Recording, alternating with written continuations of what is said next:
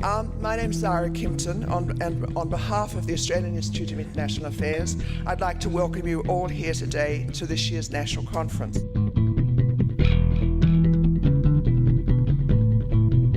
Ladies and gentlemen, it's an absolute delight to be here on this bright Canberra morning to address the Australian Institute of International Affairs.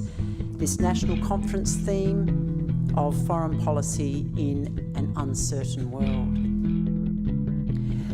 The international rules-based order, the web of treaties and alliances and institutions that's been built up since World War II is under strain, even fraying as some nations seek to bend or break rules in pursuit of short-term gain. Asian economies are changing and Australia isn't keeping up.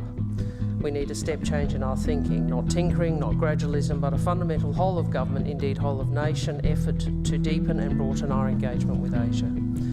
I have to say that I feel an enormous sense of privilege standing here. There are things I've come to understand over the last decade which after a near lifetime in politics one would think I already knew about, but I didn't. And what I've come to understand is the extraordinary contribution of many of the people who are around here Australia in regional diplomacy has made to the safety, security and prosperity of our zone.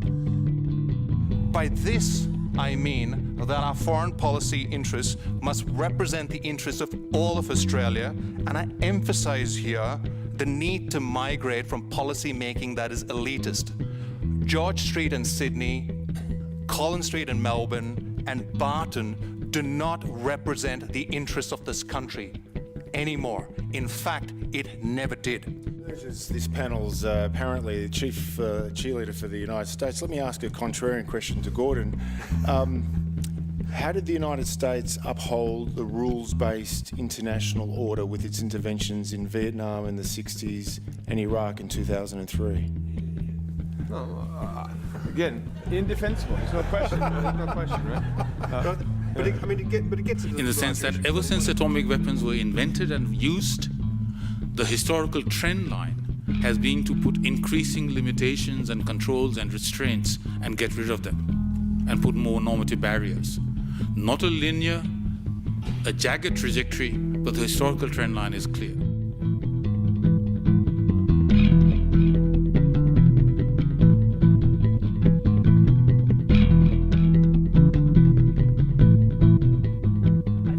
Fantastic experience. Yeah. We've heard from some amazing speakers. Hi, I'm here with His Excellency Yogesh Punja, the High Commissioner from Fiji. How are you enjoying the conference so far? I think it's one of the best conferences I've ever been to. There's complete new insights. It's as simple as that. The alternative to being deaf and blind, which is what would happen if you removed the American bases, is to being half deaf, half blind and nuclear armed. I'll do the first. On that sobering note, Tom, quick.